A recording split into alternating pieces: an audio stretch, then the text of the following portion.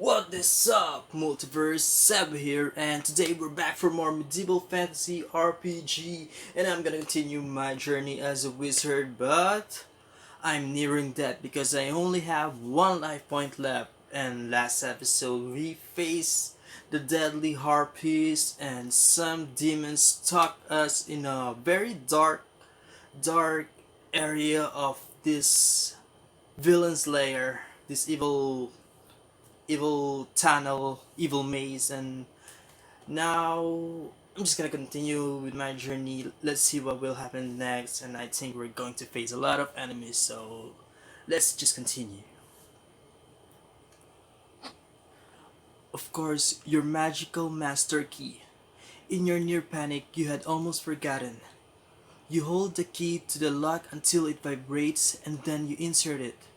As the lock clicks, there is a chorus of angry voices around you. Remember my name when you need aid, calls the demon behind you as you and Narisa enter the crypt. You shut the crypt door quickly, for fear of the shadows following. Narisa's mace is merely shimmering now. Still, it casts enough light for you to find your flint and steel and start your lantern. The walls and ceiling of the room you are in are covered by bones cemented into the stonework, which reflect a pearl glow in the lamplight. Ahead of you is an inscription in large, raised stone lettering. May all who enter here one day rise again. On the floor is written in rusty blood, as usual. Freed from the abyss, he walks among us. Praise be Unrule, the daring, and praise also to his new bride, the good lady. Oh, the good lady is the new bride?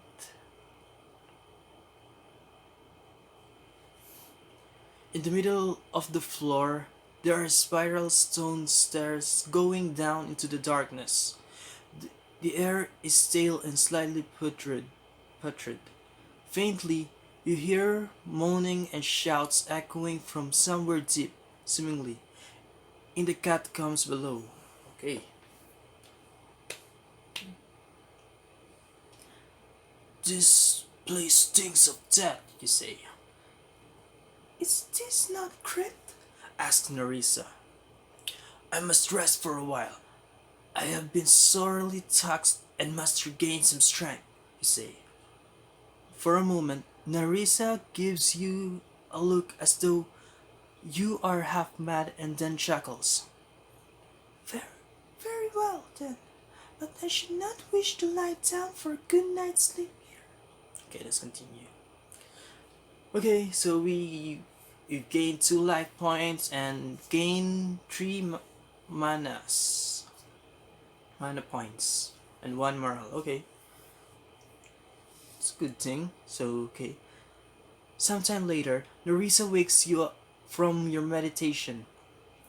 There are ominous sounds coming from the spirit chamber.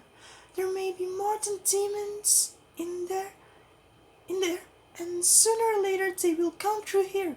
We best be on our way. Narisa gently takes the lantern from you and begins down the stairs. You take a deep breath and follow. As you descend, the air gets colder and you begin to wonder if the stairway will never end. You touch Narisa on the shoulder, motioning for her to stop so you can both listen. There are voices and moans coming from below. Moans. Suddenly, there is a rapid rasping and clacking as though something hitting hard against stone. It is approaching rapidly. Narisa sets the lantern down a few steps above and then presses herself against the interior curved wall of the spiral staircase. Her mace at ready. What do you do? Let's just prepare the fireball. Prepare. You mutter the necessary arcane words under your breath. The firebolt ignites in your hand and you wait. The bolt will sputter out if you do not release it soon. However, the clacking noise gets louder until around the corner of the stairwell you see a leering skeleton covered in rotten burial rags. The thing is slipping up the stairs, several at a time. The firebolt strikes the skeleton in the ribcage, spattering flame on and through the undead monster. It looks up at you with its frozen, ghastly smile just as Narisa swings around the staircase and smashes her mace into it, sending the skeleton back down the stairs in flaming pieces. The skull and upper torso continue to twitch until Narisa steps down and smashes the skull. Gods! You mutter. Narisa shakes her head and continues down the stairway. The stairs straighten out and plunge down through a massive burial chamber. There are statues of the gods at various heights along the walls.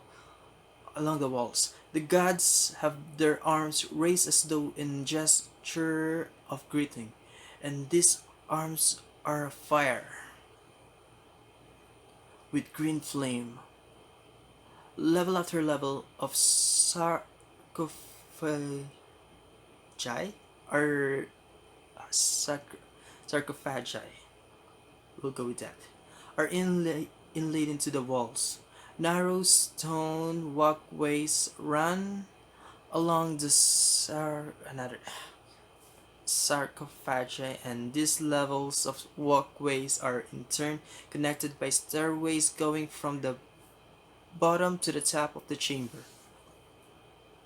Hundreds of feet below, at the bottom of this chamber, you see two naked men, their torsos dark with what appear to be tattoos.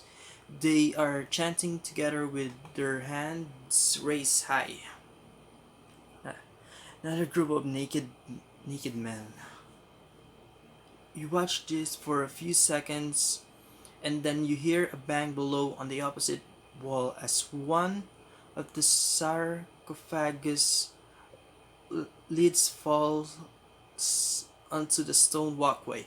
A mummified husk of a man climbs out of the stone as the day. A mummified husk of a man climbs out of the stone coffin and leaps off of the ledge. You hear its legs snap as it hits the floor. The corpse eagerly crawls toward and the chanting man and then stops as if it's being repelled by some unforeseen force.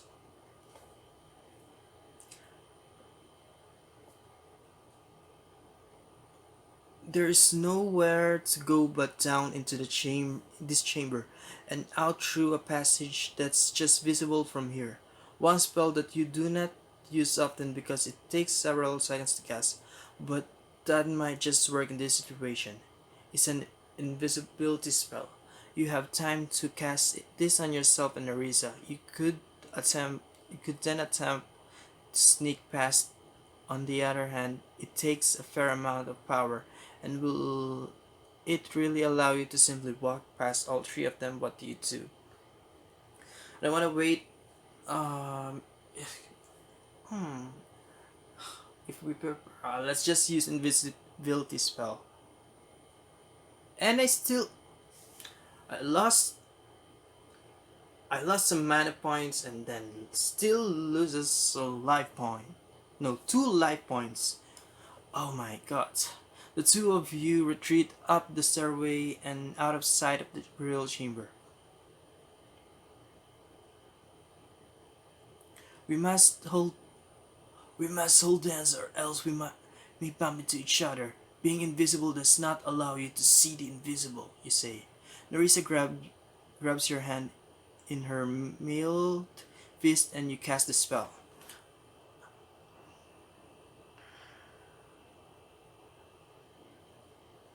Wait. The spell does not last long. However, we mustn't run, for your armor would make a clatter. And do not attack anyone. Invisibility is only an illusion and it cannot be maintained when you interact with anything in such a way. It is best to imagine that you do not exist, you say. Down the steps you go, taking care not to trip since you cannot see your own feet. Far below, the mummified zombie rapidly crawls out of the chamber in the opposite direction. You are relieved that it did not come up your way as the skeleton had, invisible or not. The stairway is narrow. The priests of Nerul, that is what you presume them to be, continue offering their evil prayers and thankfully seems completely oblivious to you. Then why am I losing life points? As you reach the floor and walk near the priest on your way to the exit, you hear a loud bang from above. Another sarcophagus lid, another corpse raided from the dead. Your suspicion is soon confirmed as a bloodthirsty zombie drops from the air and thuds to the floor nearby. Its eyelids pits are pointed straight at you. Oh, the undead do not see as we do. So we're not invisible? I mean, through the eyes of a zombie? Damn it. The zombie springs at you with amazing speed, snatches you by the throat, and twists you to the floor. It then bites down into the meat of. Oh! So am I gonna be a zombie, or they don't have the same thing as the modern day zombies? Suddenly, the zombie's back snaps as Nerissa slams her mace down. You realize that this attack most likely broke the invisibility illusion. All well, what choice did she have? The zombie's body has been traumatized to the point that it can no longer hold its summoned soul, and so it became corpse again. You roll the vile thing off you and leap to your feet. The priests are slack-jawed with surprise. Nerissa closes 10 meters or so between her and the priest and hammers them both down before they have time to react. The two of you take a moment to inspect the tattooed bodies of the priest. They are nude aside from bronze amulets around their necks. The amulets are inlaid with the clip of a woman atop a pyramid of bodies. An holy symbol of Naru, says Nerissa. They might be useful somehow. Magical, perhaps, you say. It is a symbol to their wicked god. Is that not enough to leave it be? Nerissa takes a step back. What do you do?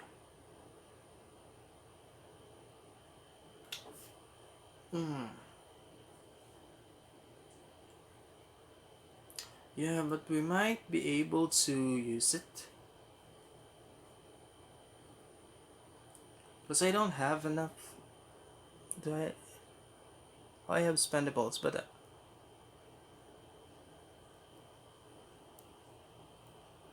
yeah, we need them all.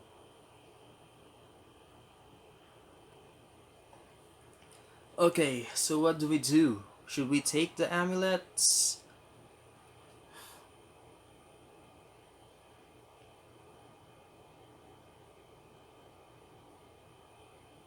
Let's take them.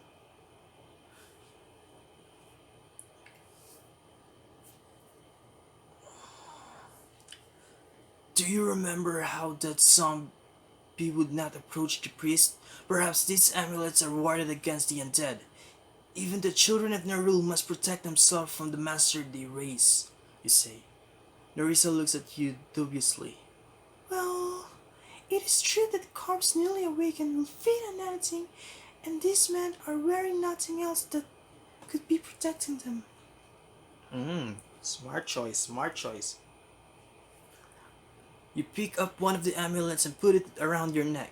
You then retrieve the other one. Take it, you say. Nerissa makes a face at you. Surely this creep is crawling with the undead. We need some protection or we... No, surely this creep is crawling with the undead. We need some protection or we will join them, you say, handling the amulet to her. She shakes her head. Don't be a child, you say. Reluctantly, she takes it from you and says a prayer, one you suspect is for forgiveness from her goddess. She then puts the amulet on. Yeah, we need you alive, Nerissa. I need you alive. The two of you walk into a large dark hallway out of the burial chamber. There are no green flames in here. only rows and rows of dusty sarcophagi inlaid in the walls. And so Nerissa again raises the lantern up to lead the way. You light your own lantern to watch behind, expecting that at any moment a zombie will shamble out of the dark corner. At one point, you hear distant clacking like the sound of hard boots or perhaps even hooves running on stone. "These catacombs are massive," you whisper. "The Temple of Eternal Love is centuries old and there were temples here before them. Gods know how long the dead have been piling up this crypt," Nerissa whispers.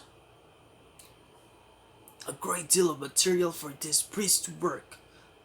You let you let your sentence fall off as you see three mummified zombies in burial rags shuffling out of the darkness toward you. Before you can decide whether to run or fight, the zombies stop as though held back by an invisible wall.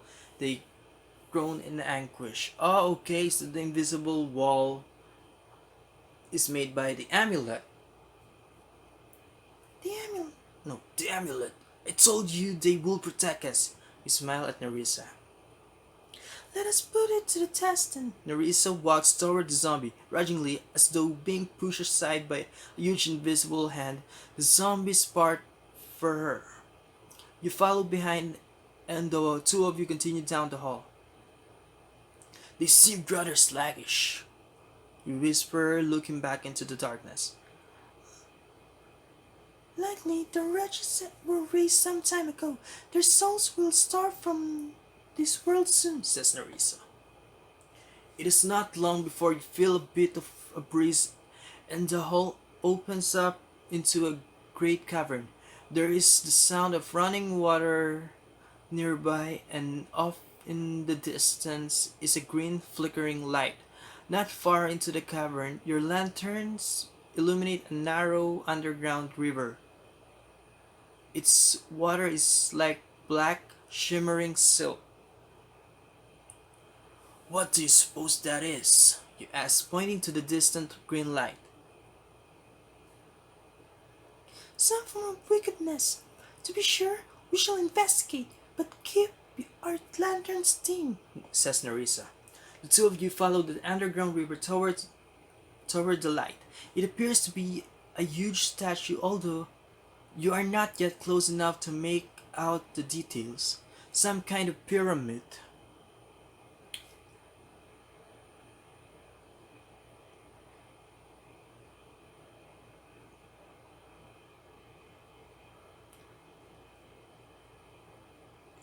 "It is you, the heroic wizard. A welcome sight in a place like this," comes a somewhat familiar voice from the darkness. You remove the hood from the lantern to dimly reveal a man limping toward you. As you get closer, you recognize him. "Saiba's brother, Jacob! You are you are hurt. What brings you to this place?" Your questions trip over one another. "To find my sister," he answers as he lurches forward, nearly tripping in his haste. You cannot see his feet on the rocky ground, only the clop of his hurried steps. He seemed rather jolly for a man in a crib. And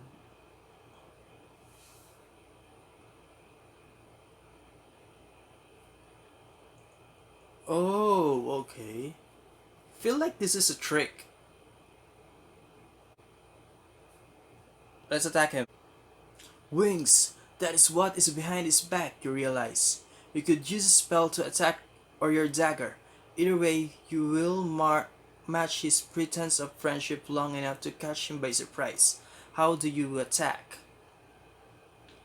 Well, we can only use either a dagger or a fireball because I don't have a mana left.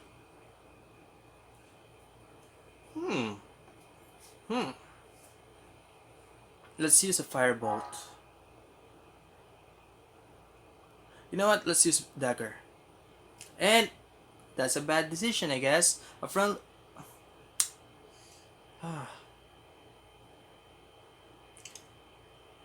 friendly face is the first blessing given us in this frightful place. You smile and extend your hand while with your other hand you ready your dagger under your cloak. Jacob smiles, throwing his arms up as though to embrace you. The glint of fangs peek out. Oh, I just. Oh, okay. But my magic doesn't work on vampires. Throwing his arms up as though to embrace you. The glint of fangs peek out from under his lips. You step forward and just as his arms begin to close around you, stab just below the rib cage at an upward angle, hoping to go deep into his vital organs.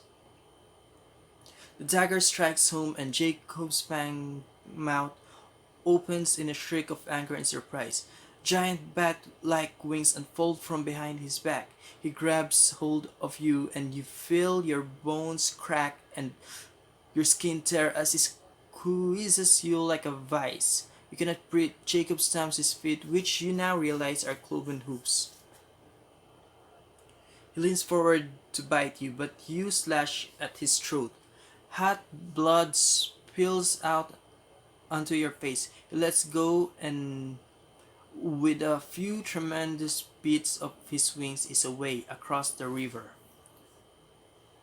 Vampire, the abomination will heal quickly from such mundane wounds, Nerissa says. Run, run this way. You hear a woman. Oh, is it Saiba? It's a woman's one. Run, run this way. You hear a woman's voice in your mind. Oh no, it's the goddess. I'm just assuming. Without thinking, you begin running down the cavern toward the one thing you can see, the green light. Nerissa shouts a protest, but then follows her chainmail jingling.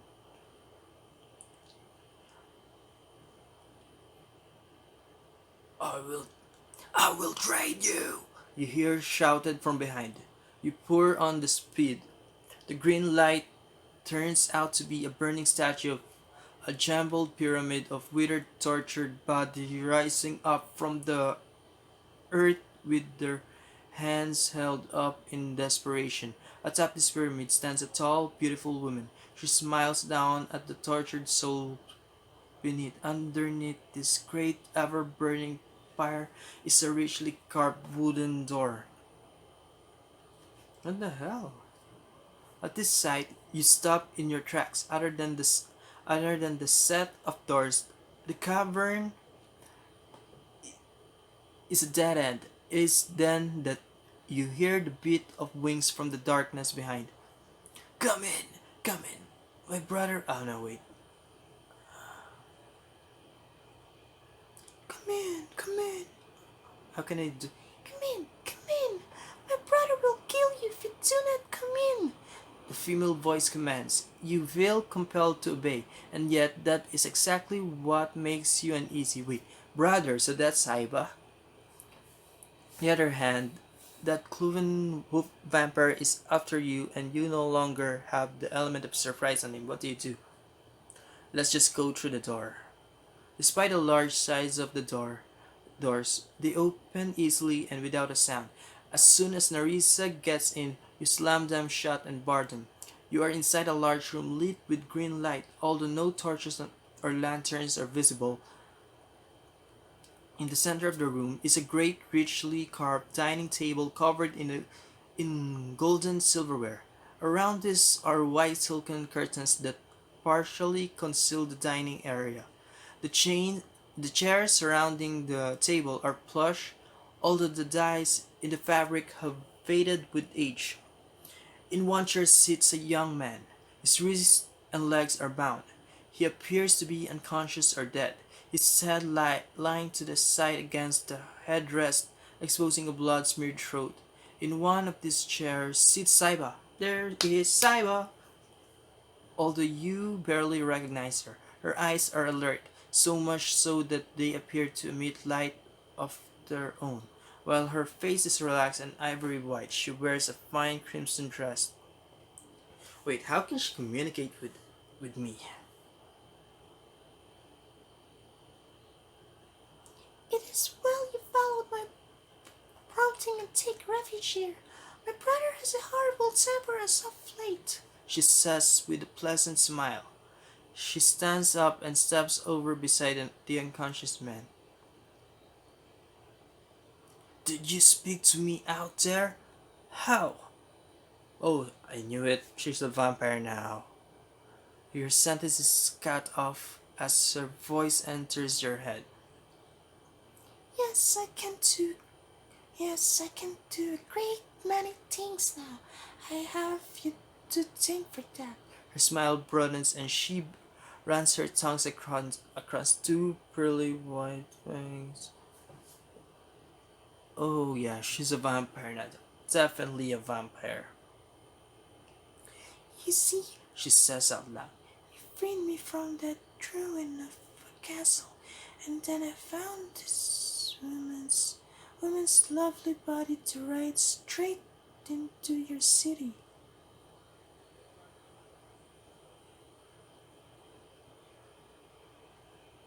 Oh no. Saiba motions at herself. I wrote other bodies, and of course, even yours, but I preferred this one. She was my first in this world, and so I feel the most at home in this little candle maker. She and I have become one forever. Abomination! I will send you back to the abyss! Nerissa shouts as she charges and swings her mace, but the mace hits nothing as the vampire, moving like a blur, slides away from the table. Before Nerissa even completes the swing, the vampire is behind her and strikes Nerissa in the back of the head with the flat of her hand. Nerissa's helmet flies off and she crashes face down into the table, ricocheting to the floor. What do you do?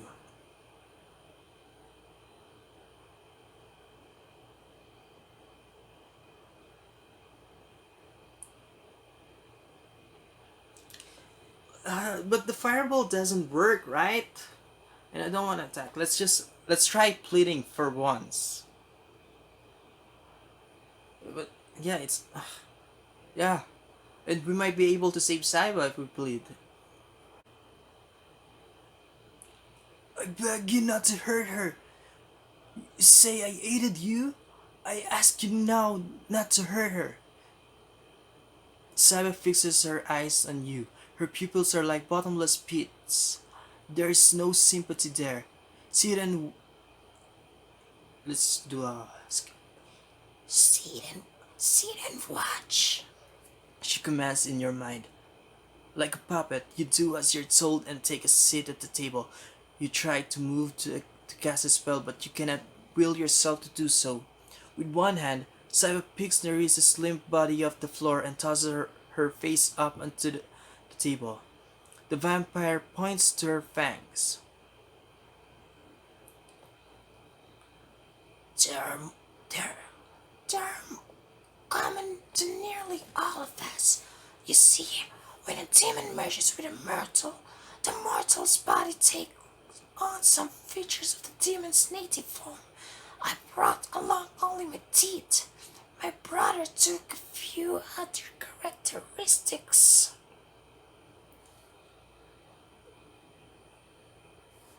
Your teeth? Your brother? To whom do I speak? The demon Narul or Saiba? Both. We are one and the same. Now and as such, we will live forever. You may address me as Saiba, for that is the face you know, and you humans comprehend nothing beyond the flesh. Live forever? Is that what you offer the members of the Temple of Eternal Love? To some of them, and to many of those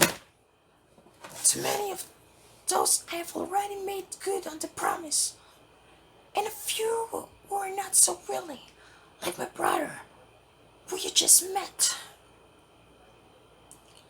And for this, what did the children of Nerul give you? Why, they arranged this union.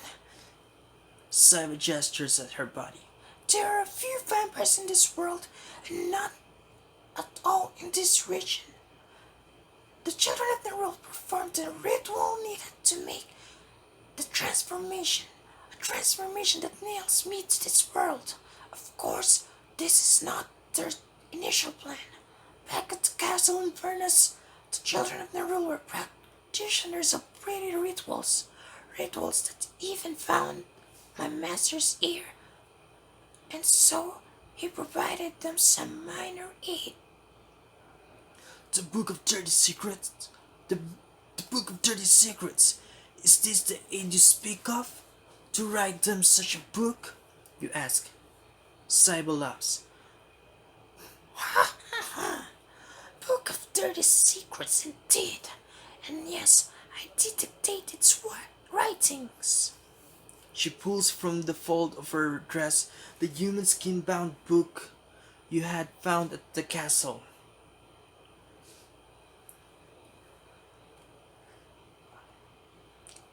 I wonder if there was an option to not take the book or to not release the demon. So, like, is the story gonna change in this chapter?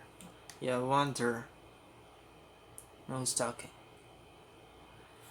It is called Setafa, or simply a black book. As it is commonly known, you see, we visit your world and many others as mere ghosts lurking in the shadows of your most private moments. It is not uncommon for us to trade in such secrets with mortals.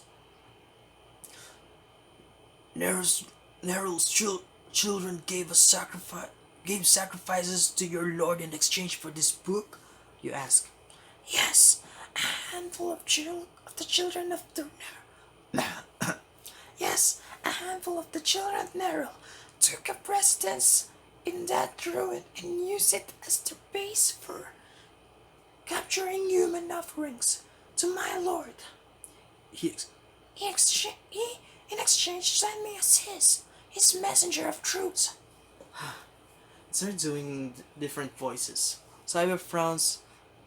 A humiliating task for me, to be sure, but far better to be here as a slave to those vermin than in the abyss.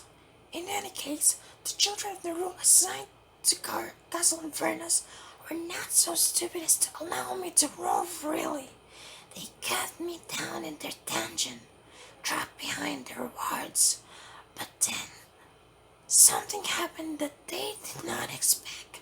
Indeed, even my master did not anticipate. She laughs. You. When I opened the ward door, you escaped from your stall. And what does your demon lord think of you roaming our world off chain? You ask. Oh, my throat, my voice.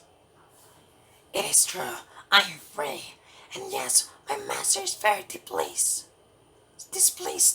Naturally, I have no intention of returning.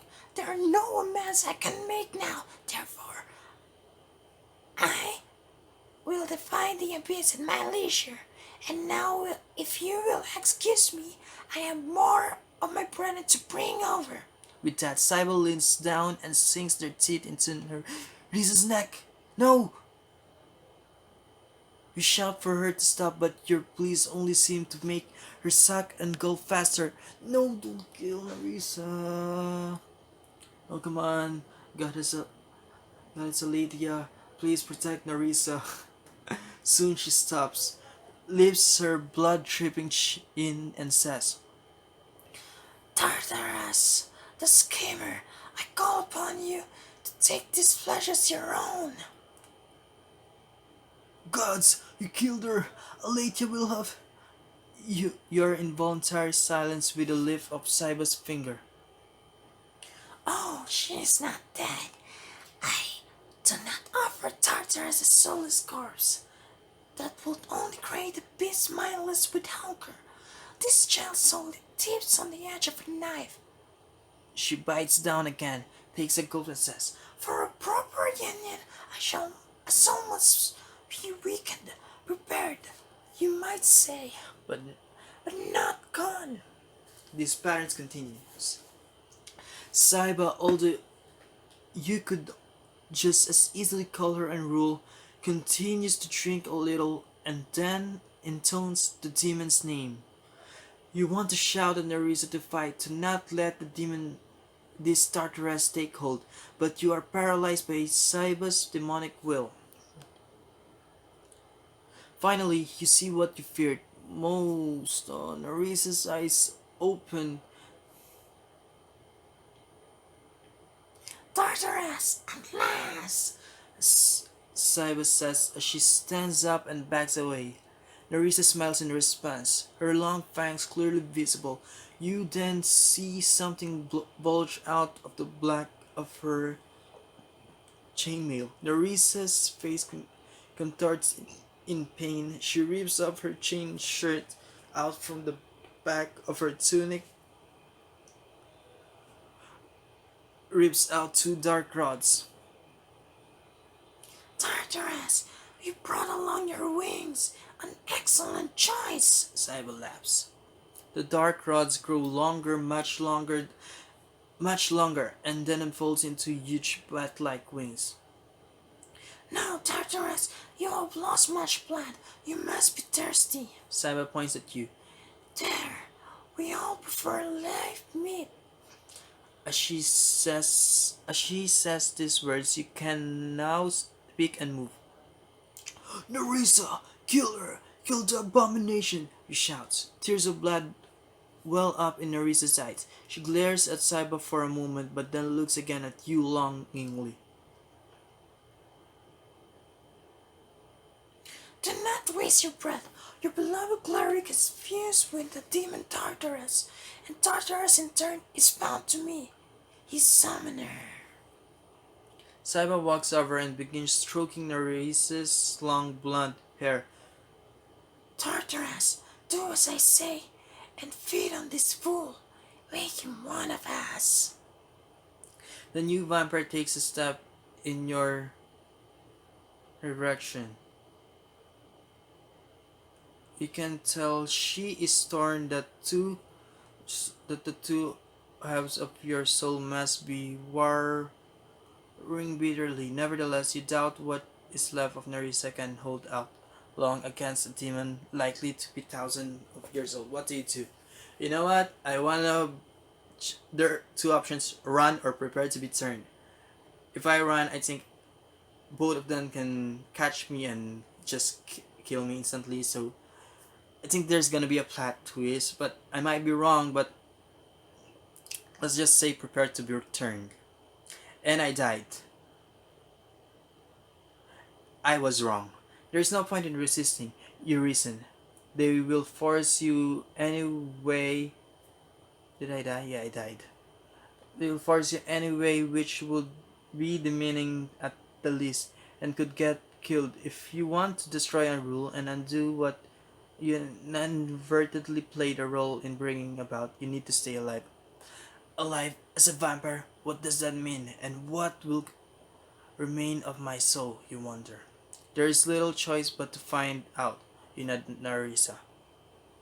When she bites down on your neck, it only stings for a moment, and then your senses fade as though you're descending underwater. Alas, you finally succumb to your wound and die. I only have two left. Let's do the last one.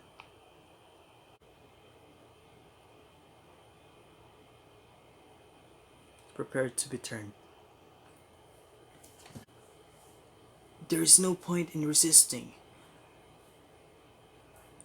You reason. They will force you anyway, which will be demeaning at the least, and could get you killed. If you want to destroy and rule and undo what you inadvertently played a role in bringing about, you need to stay alive.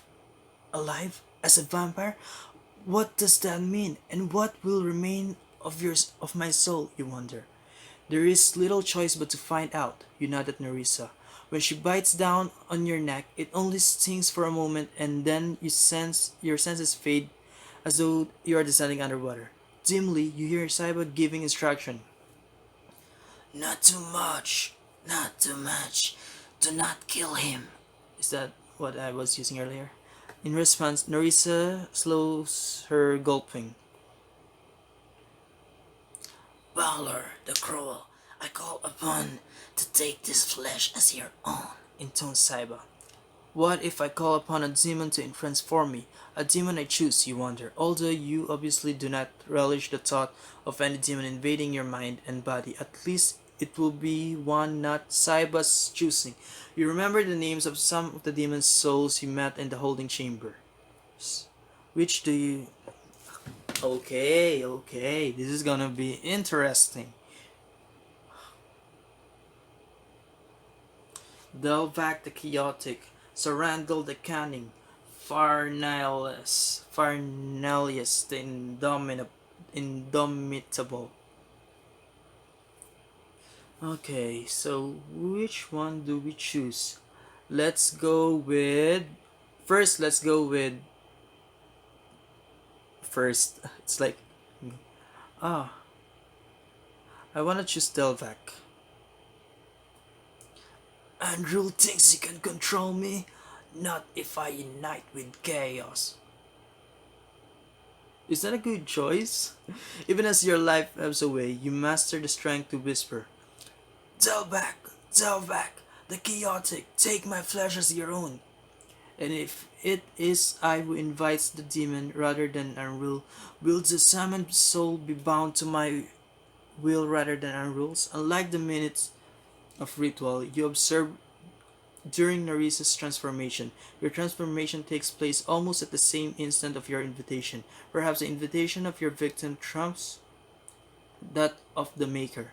You barely have the thought before Delvac comes. Waves of anger, hatred, and despair wash over you. I must hold to something or I will be consumed. Something I hold dear, you think. But what? Your dear childhood friend Reginald? Could you hold on to the need for vengeance for him? That is what has driven you this far. What about Narisa? You feel something for her, but what is she now? She is feeding on you. What about magic?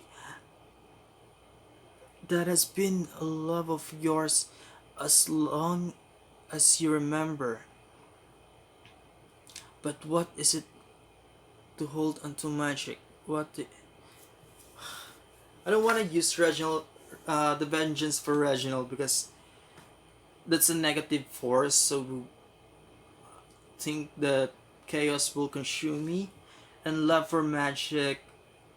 Well, I'm a wizard, but love for magic can also be used as chaos. But let's just choose love of Narisa. And I died.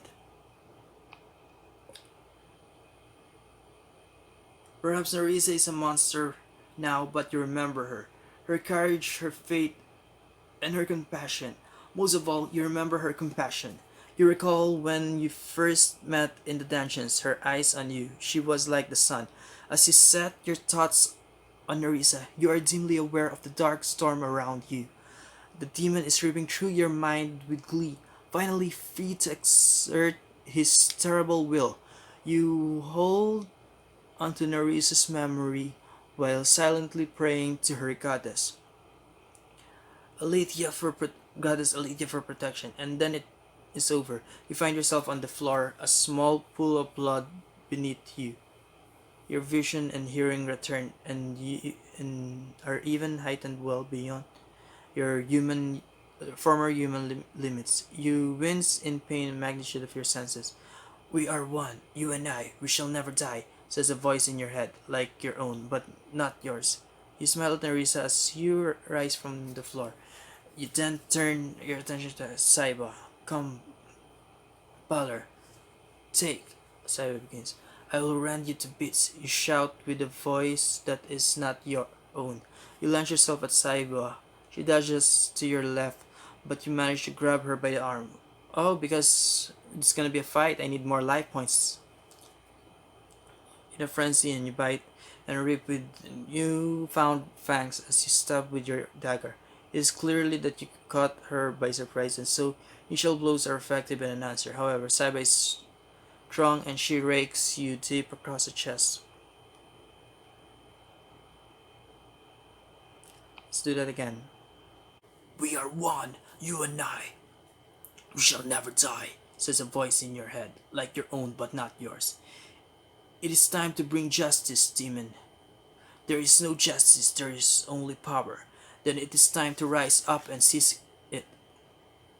Unrule, master, it is I. Balor, you say as you stand up. Unrule nuts. Balor, my slave. The gods will shudder after we are done with this world. As your will, you say. You walk to Unrule and fall to one knee. There, now, Balor, you need strength. Saiba points to the bound young man at the table.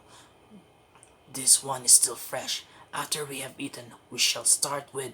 She does not finish her sentence as you leap up with blinding speed and drive your dagger hilt deep up under her chin and into her brain. Saiba, bound in soul to the demon, Unrule falls to the ground and does not move. Nerissa suddenly appears next to you.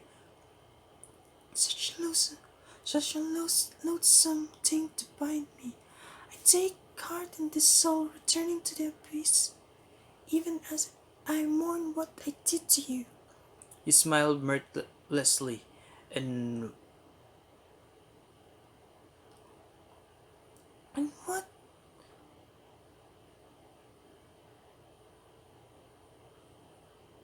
And what of the candlemaker's daughter, Saiba? She and the demons share a soul now. Will they go to the abyss as one, or to some other place? For her soul, what is done is done. As for her body, we shall sever the head and throw it in the river, says Nerissa. Oh no. And what of the rest of the denizens? And what of the rest of the denizens of the place? You ask. Kill them all, but first her. Destroy the abomination before she destroys you, the voice in your head says. You think you can control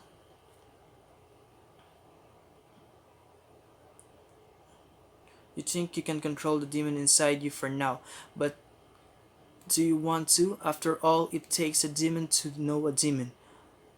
On the other hand, vampire or not, can you bring yourself to destroy Nerissa? And if she could be trusted, would she not make a great ally? Finally, you could just leave. You have killed Unrule and therefore have avenged Reginald, and to give into such a rampage as your demon suggests may only strengthen its hold on you. Just to ally with Nerissa, so what will happen now? Together, we will wipe this crypt and temple clean. Starting with Jacob outside, I presume. Are you strong enough? Nerissa asks as she nods toward the tied-up young man. As a mortal, you had suspected him dead, but now you can clearly smell that he is alive. Certainly, there are children of Nerul in this crypt, or above. They would be more deserving of such a fate, you say. Nerissa does not answer. Nerissa has fed. I deserve this. Just a taste. Just enough to restore a little strength. After all, if I fail, the boy will die anyway. Oh my god.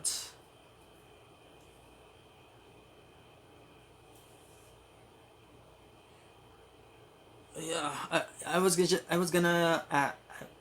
wondering why I didn't regain some life points.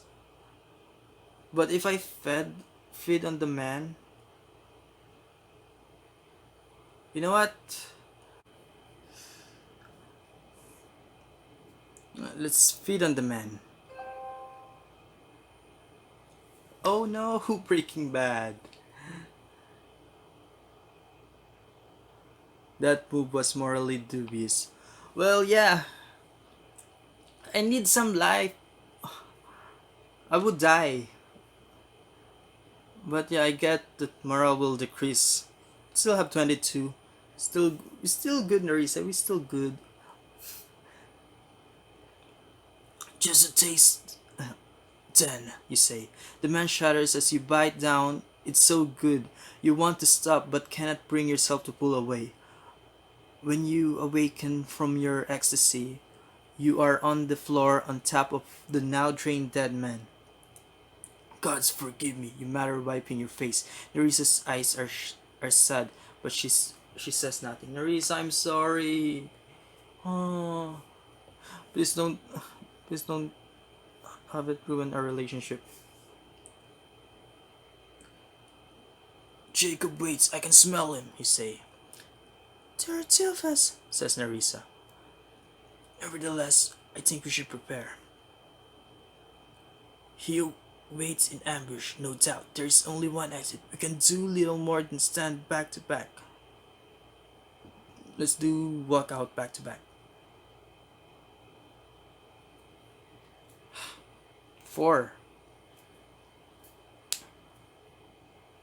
The cavern is lit with green. At least I survived. And I regained two moral points. The cavern is lit with green flicking light from the flames shrouding Neru's statue, but there are many shadows beyond. Nevertheless, these dark regions are illuminated to your eyes. I am I am a nightmare perfectly at home in the darkness. Oh wait, I thought that. Despite this newfound power vision, you do not see Jacob until he is nearly upon you. He swoops down silently from some perch directly above. Narisa calls out and flies up to meet him in the air. They collide with a sickening thud and tumble down next to your feet. With dagger and fangs bared, you descend upon Jacob and do your best to rip him apart. He kicks you with one of his hooves, sending you through the air and to the ground.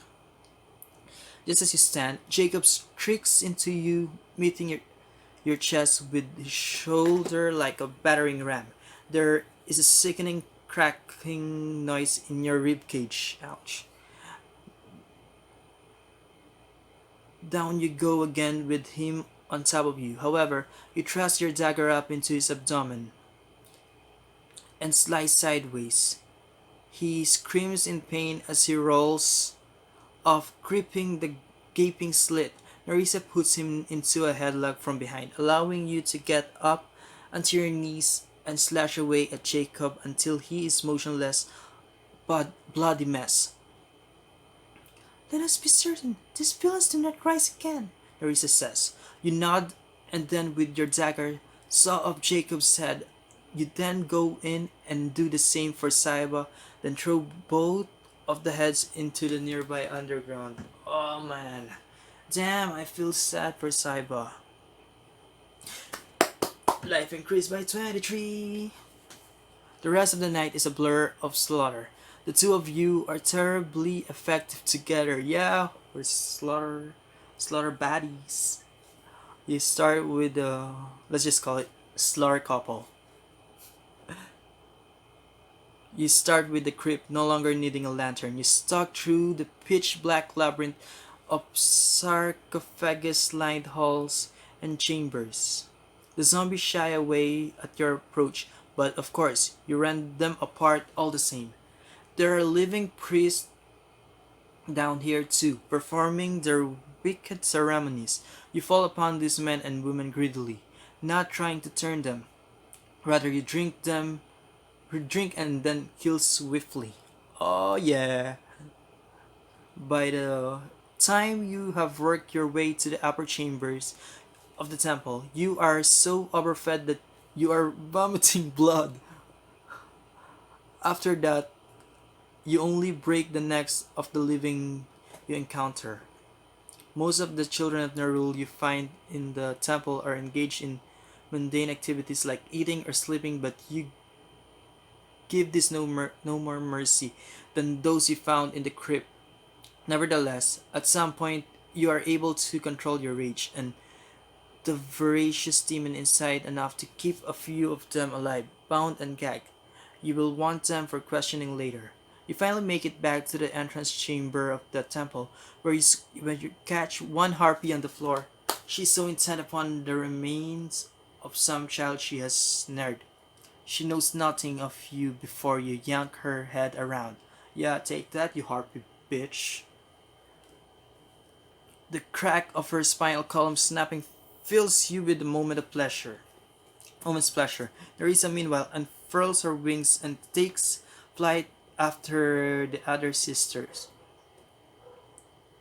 They have enough sense to flee before the enraged vampire, and so Nerissa only sends one of their number, shredded and minus a wing, to the floor. Wait, what? They have enough sense to flee before the enraged vampire, and so Nerissa only sends one of their number, shredded and minus a wing, to the floor before all of her sisters escape into the city night. Only when you see the pale of dawn through the temple windows do you finally stop hunting. You return to the crypt to rest. As you shut the door, you smile. Avenging Reginald's death fills you with a dark sense of satisfaction, and you take a few seconds to whisper a prayer dedicated to what is left of Reginald's souls, wherever it has gone. Oh man. Reginald. Although you have struck a mighty blow against evil in this city, you know what you are now and harbor no illusions as to what the good people of the city will do if they discover your true nature. What secrets are held in the demon book you recovered, and what will you do with these secrets? And what of the other vampires? Saiba implied there were other on the loose. Finally, what of the demon prince? Who is he, and what will he do now that minions of his have escaped to roam this world? Indeed, one of his demons is inside you.